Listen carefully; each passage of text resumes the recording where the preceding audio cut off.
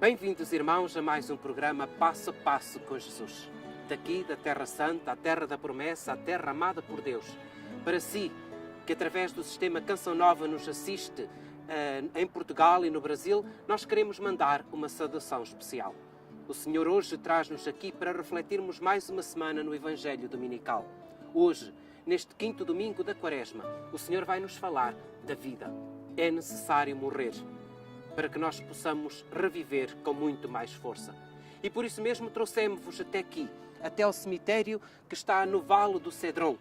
Daqui, deste Vale do Cédron, em que o povo judeu tem esta concepção tirada do livro de Zacarias, no capítulo 14, em que acontecerá o juízo final. Aqui, neste vale, será aquele momento em que Deus encontrará o seu povo no momento final da existência e a eles trará este mesmo encontro com o próprio Deus. Vamos, irmãos, hoje pegar no Evangelho de São João, no capítulo 12, e refletir como o Senhor nos convida a morrer para depois ressuscitar. Então, passo a passo com Jesus, sigamos Jesus na sua palavra. Jesus, no convívio com as pessoas, foi aquele sábio mestre que tão bem se utilizava dos elementos da natureza e do cotidiano para revelar os segredos do céu. Ele olhava para as situações também da sua realidade e trazia um ensinamento. Como explicar que alguém precisaria perder a sua vida neste mundo para ganhar a vida eterna? Como orientar para que não se apegasse à sua vida como algo absoluto? Era necessário olhar para os campos para ver além. Podemos imaginar Jesus passeando por uma plantação de trigo, observando a terra, o clima e recolhendo aquele cenário em seu interior. O grão de trigo, como toda planta, passa pelo processo natural da semente de ser lançada na terra, morrer e, a partir daí, produzir novos frutos. Este foi o movimento que Cristo realizou com sua paixão, morte e ressurreição. A cruz foi o terreno propício sobre o qual seu corpo foi lançado para gerar vida nova, como comentou o Papa Francisco. Para dar frutos, Jesus viveu o amor até o fim, deixando-se despedaçar pela morte, como uma semente se deixa despedaçar sob a terra. Justamente ali, o ponto extremo do seu rebaixamento, que é também o ponto mais alto do amor, germinou a esperança. A mesma experiência a ser vivida por cada um que sofre. Os desafios, tristezas e angústias são como uma semente que muitas vezes quebram os sonhos e anseios, mas são nesses momentos concretos que a vida nova pode surgir. A cruz, portanto, representa a passagem, a ponte e não o fim em si mesmo.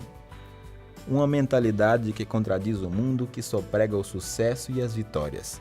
A humildade, o serviço e a pequenez não significam uma lógica perdedora, mas um caminho de disponibilidade para salvar a si, os outros e se tornar semente de esperança para o mundo. Estamos em Jerusalém. É aqui então que Jesus passa estes momentos finais da sua vida. É aqui que Jesus hoje dirige estas palavras e que dá estes ensinamentos sobre a morte como um expoente para a vida. Escutemos então como o Evangelho nos descreve este encontro. Entre os que tinham subido a Jerusalém à festa para a adoração, haviam alguns gregos.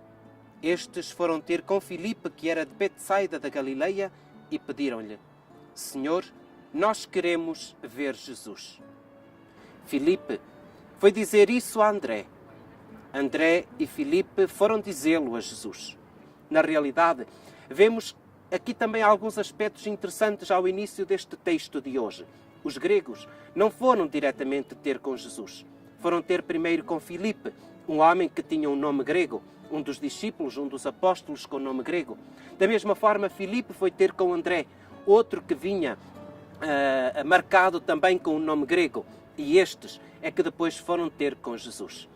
Demonstra aqui uma certa resistência da comunidade primitiva a aceitar este universalismo da mensagem de Jesus. Podemos nos dizer, bem, eles colocam-se aí numa esquina onde Jesus passar e conseguem vê-lo. Na realidade, não é este ver que nós encontramos como uma necessidade ou um desejo destes gregos. Ver, no sentido bíblico, é aquele que tem uma atitude de se identificar com aquele que querem ver.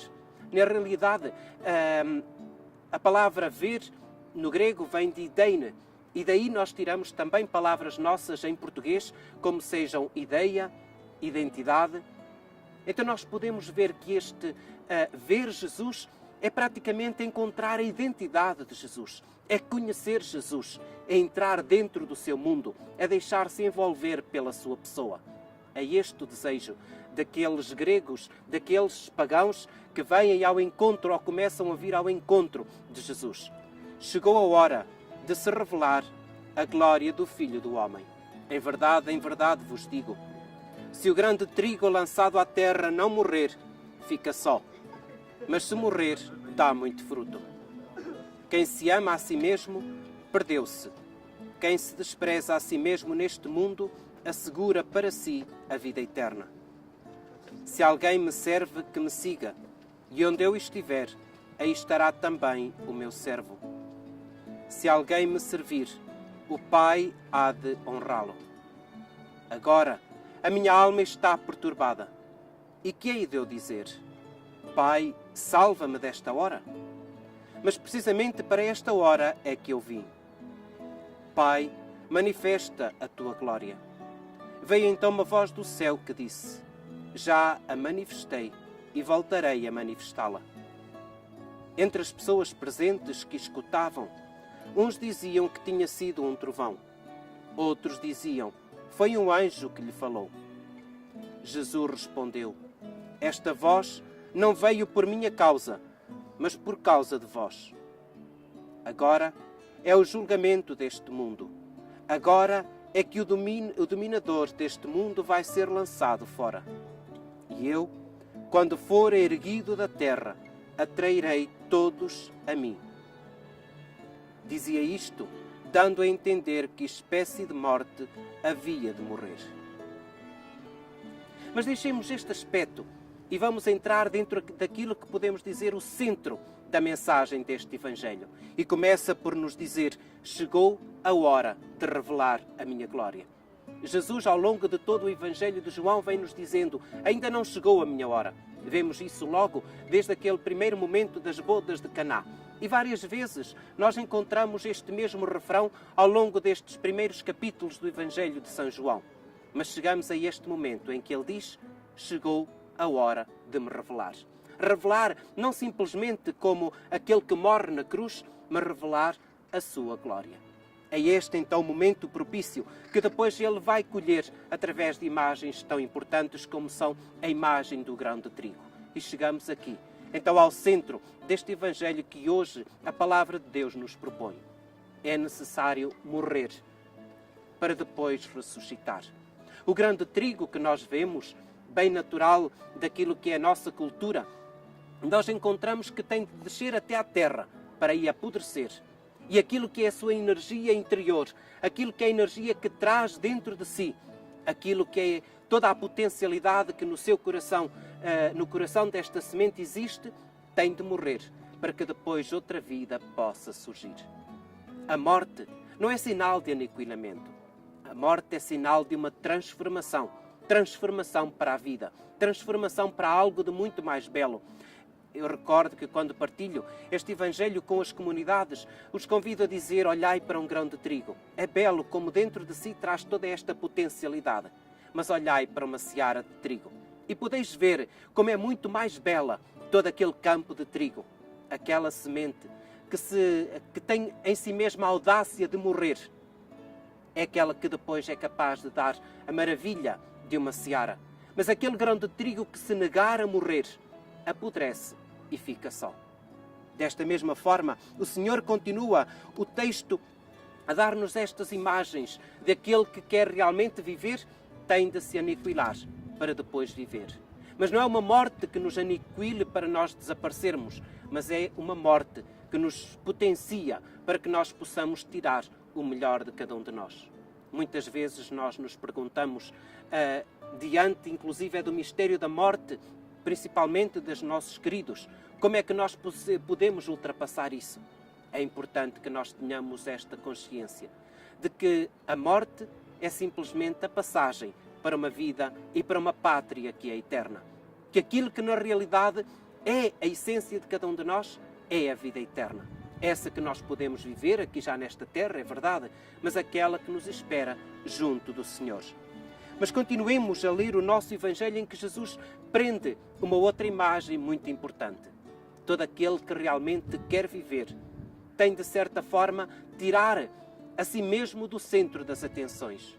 Quem se ama a si mesmo mais do que o próprio Jesus está a morrer para si mesmo. Então o convite de hoje que vos deixo, irmãos, é este: que não centremos a nossa atenção simplesmente em nós mesmos, porque podemos correr o risco de, a um longo prazo, nós não encontrarmos aquilo que realmente é importante dentro de nós, que é a vida. Mas para encontrarmos a verdadeira vida, é necessário que nós saibamos morrer para o nosso egoísmo, para o nosso orgulho. É necessário nós morrermos para esta vida, para recuperarmos toda a beleza de uma vida futura. Onde é que encontramos isso? Neste Cristo, que, erguido da terra, atrairá todos a si. Deixemo-nos atrair, para que a próxima semana, quando começarmos a Semana Maior, nós possamos dizer que na cruz de Jesus também nós somos atraídos pelo seu amor. E para si, desejando uma boa semana, deixo a bênção de Deus. A bênção de Deus Todo-Poderoso, Pai, Filho e Espírito Santo. Amém. O Christian Media Center tem a missão de levar ao mundo a mensagem da Terra Santa, a terra do Quinto Evangelho. Transmissões, reportagens, notícias, documentários, atualidade da Igreja e da vida cotidiana dos cristãos da Terra Santa. Você pode nos ajudar nesta missão, fazer conhecer e difundir a mensagem da Terra Santa. Ajude-nos. Visite o nosso site